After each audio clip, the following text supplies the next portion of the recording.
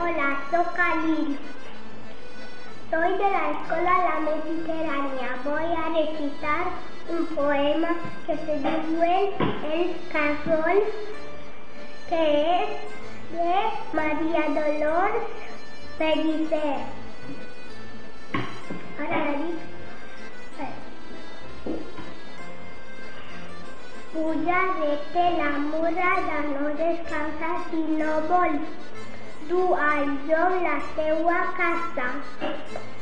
Trau les banyes si fa sol. Menja herba remullada.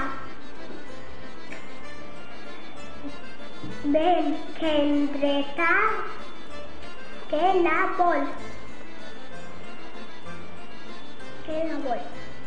Va deixar una filada de baba el cargol.